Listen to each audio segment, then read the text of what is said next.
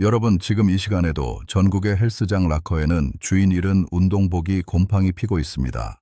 작년 12월 31일 밤 11시 59분 술 취해서 휴대폰 메모장에 적어놨던 그 거창한 다짐들. 올해는 진짜 달라질 거야. 이번엔 다를 거야. 근데 솔직하게 물어볼게요. 지금 그거 어디 갔습니까? 더 웃긴 건 여러분이 이걸 몇 번째 반복하고 있냐는 겁니다.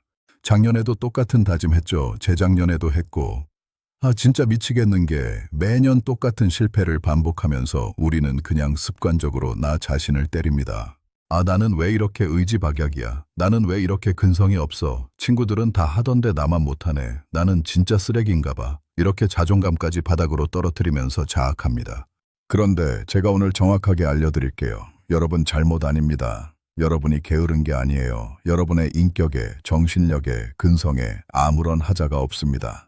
범인은 따로 있어요. 바로 여러분 머릿속에 들어있는 그 1.4kg짜리 덩어리. 뇌가 애초에 이렇게 작동하도록 설계되어 있었던 겁니다. 여러분이 매번 3일 만에 무릎 꿇는 건 뇌가 정상적으로 작동하고 있다는 증거예요. 오늘 제가 여러분한테 보여드릴 건 단순한 동기부여가 아닙니다. 그런 정신승리 따위 안 합니다. 우리는 지금부터 여러분 뇌의 생화학적 메커니즘을 해부할 겁니다. 왜 3일이면 열정이 식는지, 왜 하기 싫어지는지, 그 정확한 이유를 들여다보고 그걸 역이용해서 뇌를 해킹하는 방법까지 알려드릴 겁니다. 이건 동기부여 세미나가 아니라 뇌라는 기계의 사용 설명서입니다. 자, 본론으로 들어가 봅시다. 우리가 흔히 말하는 의지력, 그러니까 침대에서 일어나고 싶지 않은데 억지로 일어나는 그 힘, 야식 먹고 싶은데 참는 그 능력.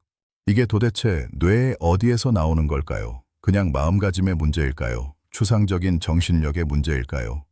아닙니다. 이건 아주 물리적인, 생물학적인 현상입니다. 뇌과학자들이 주목하는 부위가 있습니다.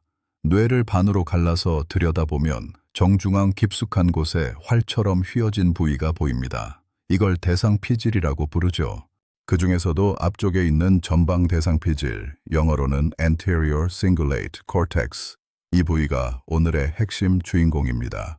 물론 의지력이 이 한 부위만으로 결정되는 건 아닙니다. 전전두엽 피질, 선조체, 편도체 같은 부위들이 복잡하게 협력하죠. 하지만 전방 대상 피질은 그 중에서도 갈등을 감지하고 제어하는 핵심 허브 역할을 합니다. 쉽게 말해서 이 부위는 우리 뇌의 브레이크입니다. 여러분, 뇌의 다른 부분들, 특히 본능을 담당하는 오래된 부위들은 지금 이 순간 이렇게 외치고 있습니다. 지금 당장 누워. 치킨 시켜, 유튜브 쇼츠 봐, 내일 하면 되잖아.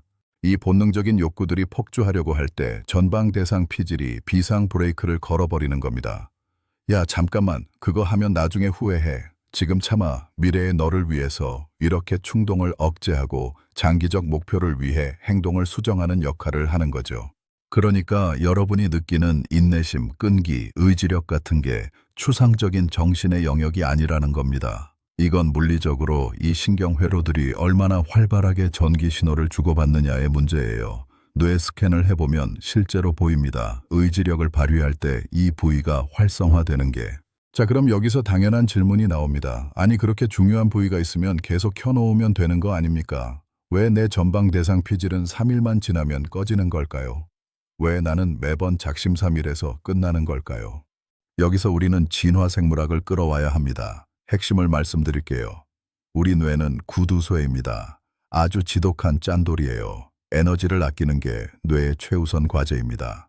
왜냐하면 이 전방 대상 피질과 전전두엽 같은 고등 인지 기능을 돌리는 데는 엄청난 에너지가 들어가거든요.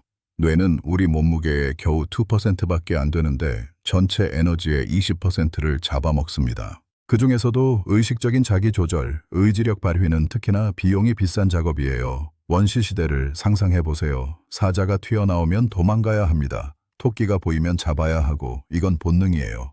대뇌 변형애라는 아주 오래된 뇌 부위가 자동으로 처리하죠. 에너지 소모가 적습니다. 그런데 지금 당장 배가 고픈데 눈앞에 있는 열매를 안 먹고 겨울을 대비해서 저장한다? 이게 얼마나 고등한 사고입니까?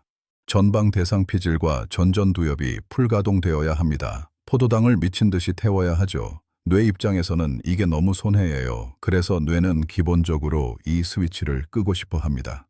본능대로 사는 게 에너지 효율적이니까요. 그게 뇌의 디폴트 설정입니다. 그러니까 여러분이 3일 만에 포기하는 건 여러분 뇌가 아주 정상적으로, 아주 효율적으로 작동하고 있다는 증거예요. 뇌가 판단하기에 지금 여러분이 하려는 그 영어 공부나 아침 운동이 당장 생존에 직결되지도 않는데 에너지는 엄청나게 빨아먹는 비효율적인 행동이라고 본 겁니다. 그래서 그냥 전원을 내려버리는 거죠. 그게 우리가 느끼는 귀찮음의 정체입니다. 자, 이제 좀 더 깊이 들어가 봅시다. 이 인지 제어 시스템을 계속 돌리려면 연료가 필요합니다.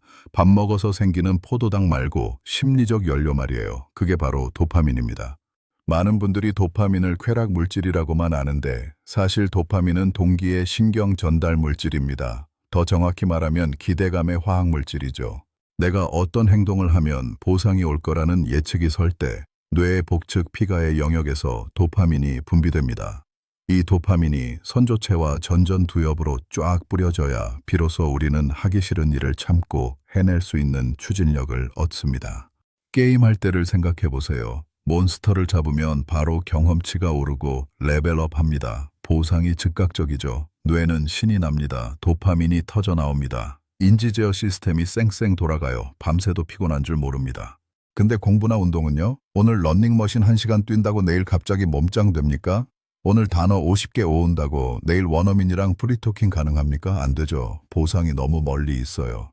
지연된 보상이라고 하는데 뇌 입장에서는 이게 사기입니다. 노동은 지금 하는데 월급은 1년 뒤에 주겠다는 악덕 사장님이나 다름없어요. 그러니 도파민이 안 나옵니다. 연료가 없으니 시스템이 멈추고 여러분은 소파에 눕게 되는 겁니다. 여기까지 들으셨으면 깨달으셨을 겁니다. 의지력으로 버티는 건 한계가 있습니다. 이건 생물학을 거스르는 싸움이에요. 근성으로 이길 수 있는 게 아니란 말입니다. 그렇다면 답은 하나뿐입니다. 뇌를 현명하게 다루어야 합니다. 인지 제어 시스템이 꺼지지 않도록 도파민이라는 연료를 우리가 전략적으로 주입하는 시스템을 설계해야 합니다. 자, 이제부터가 진짜 핵심입니다. 구체적으로 어떻게 하는지 알려드릴게요. 첫 번째 전략, 목표를 아주 잘게 썰어버리는 겁니다. 뇌과학적으로 작심삼일은 저주가 아니라 기회입니다. 새로운 자극이 들어오면 도파민이 분비되지만 그 자극이 반복되면 뇌는 적응합니다. 도파민 분비를 줄이는 거죠. 이걸 습관화라고 하는데 물론 사람마다, 목표 종류마다 속도는 다릅니다. 하지만 대부분의 사람들이 새로운 목표에 대한 초기 열정이 며칠 안에 식는다는 건 경험상 다들 아시잖아요. 보통 3일에서 일주일이면 그 신선함이 사라지기 시작합니다. 그렇다면 우리는 이 주기를 역이용해야 합니다. 처음부터 짧게 가는 겁니다. 1년짜리 목표 세우지 마세요. 한 달짜리 목표, 그것도 길어요. 딱 3일에서 일주일짜리 미니 프로젝트를 만드는 겁니다. 거창하게 올해는 꼭 10kg 빼겠어 이렇게 다짐하면 뇌는 벌써 숨이 막힙니다. 너무 멀어서 실감이 안 나거든요. 대신 이렇게 하는 거죠. 이번 주 3일 동안만 저녁 7시 이후 금식 딱 이렇게만. 거창한 목표 없이 딱 3일짜리 작은 게임.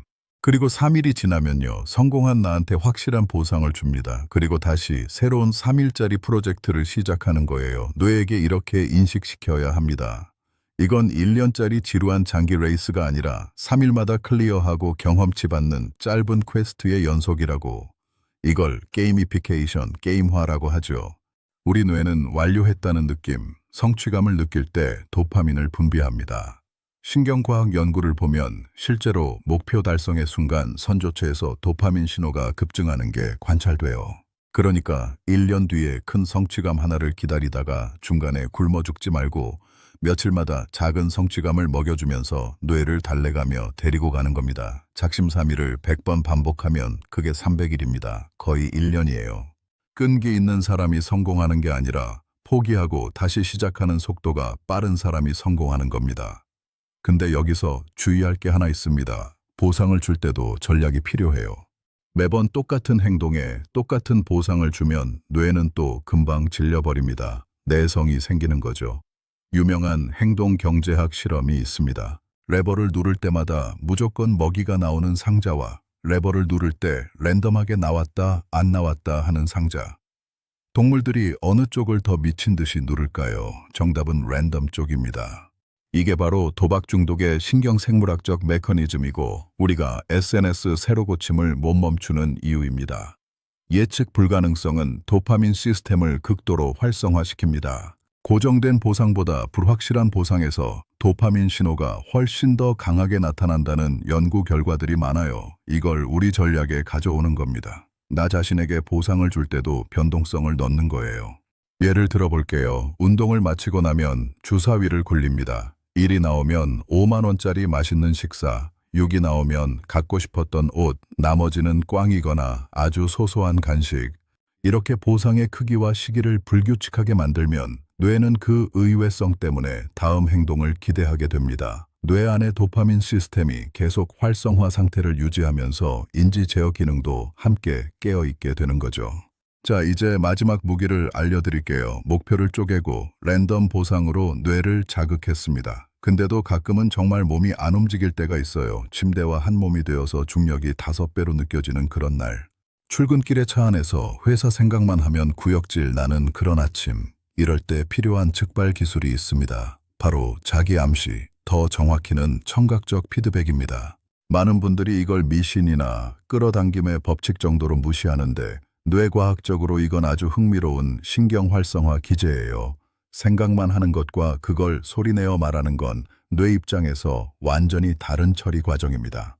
속으로만 난 할 수 있어 라고 생각할 때는 뇌의 신경 회로가 약하게 활성화됩니다. 휘발성이 강해요. 금방 다른 잡생각에 묻혀버리죠. 근데 이걸 입 밖으로 소리내는 순간 상황이 바뀝니다. 우리 뇌에는 브로카 영역이라는 언어 생성 부위와 베르니케 영역이라는 언어 이해 부위가 있어요. 여러분이 말을 하면 브로카 영역이 작동하고 그 소리가 귀를 통해 다시 들어와 청각 피지를 자극하고 베르니케 영역이 그 의미를 해석합니다. 즉, 뇌 안에서 정보가 여러 경로로 처리되는 강력한 피드백 루프가 형성되는 겁니다. 이걸 자기 지각 이론으로 설명하기도 하는데요. 우리는 자신의 행동을 관찰해서 자신의 태도를 추론합니다. 내가 자신감 있게 말하는 걸 내 귀로 들으면 뇌는 일종의 일관성 편향으로 그 태도와 맞는 심리 상태를 만들어내려고 하죠. 그러니까 아침에 일어나서 이불이 너무 포근할 때, 업무 시작하기 전에 죽을 것 같을 때 속으로만 사귀지 마세요. 그냥 크게 지르세요. 아, 나는 오늘 도파민 머신이다. 나는 오늘 이 업무를 씹어먹는다. 이렇게 허공에 대고 선전포고하는 겁니다. 샤워하면서 거울 보고 하셔도 좋아요. 이 행위 자체가 뇌의 각성 수준을 높이고 행동 개시 신호를 강화합니다. 활성화 에너지를 낮춰서 시작의 문턱을 확 깎아내리는 거죠. 자, 정리하겠습니다. 오늘 우리가 뜯어본 건 왜 우리가 매번 작심삼일에서 끝나는지에 대한 뇌과학적 진실입니다. 의지력은 무한한 게 아닙니다. 포도당을 태우는 값비싼 생체 에너지예요.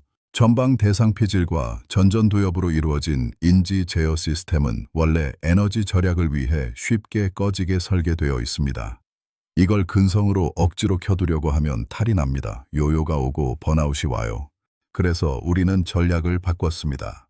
첫째, 습관화가 일어나기 전인 며칠 주기에 맞춰 목표를 잘게 쪼갰습니다. 작심삼일을 무한 반복해서 1년을 채우는 전략이죠. 둘째, 변동성 있는 보상 시스템을 도입했어요. 예측 불가능한 즐거움으로 도파민 시스템을 계속 활성화시키는 겁니다. 셋째, 소리내어 말하는 청각 피드백으로 뇌의 각성 수준을 높여 실행력을 끌어올렸습니다. 이건 그냥 공부 좀 더 하고 운동 좀 더 하자는 얘기가 아닙니다. 이 메커니즘을 이해하고 내 삶에 적용하느냐 못하느냐는 결국 여러분의 연봉과 사회적 지위를 결정짓는 핵심 변수가 될 겁니다. 남들은 의지력 탓하며 자책하고 술 마시고 포기할 때 여러분은 냉정하게 뇌의 메커니즘을 이해하고 활용해서 성과를 뽑아내야 합니다. 그게 바로 뇌를 전략적으로 다루는 사람들의 생존 방식이에요. 여러분의 뇌는 이미 놀라운 잠재력을 가진 하드웨어입니다. 다만 지금까지 제대로 된 사용법을 알려주는 사람이 없었을 뿐이에요. 오늘 제가 드린 이 가이드 그냥 듣고 흘리지 마십시오. 당장 오늘부터 딱 3일짜리 게임 하나 시작해보세요. 속는 셈 치고 한번 해보라고요. 뇌는 생각보다 예측 가능한 패턴으로 작동하기 때문에 여러분이 설계한 전략에 생각보다 잘 반응할 겁니다. 오늘 영상이 여러분한테 신선한 자극이 되었다면 구독과 좋아요 버튼 눌러주세요. 그 작은 행동이 저한테는 다음 영상을 만들 수 있는 가장 강력한 도파민이 됩니다. 지금까지 고성능뇌 연구소였습니다. 긴 영상 시청해 주셔서 감사합니다.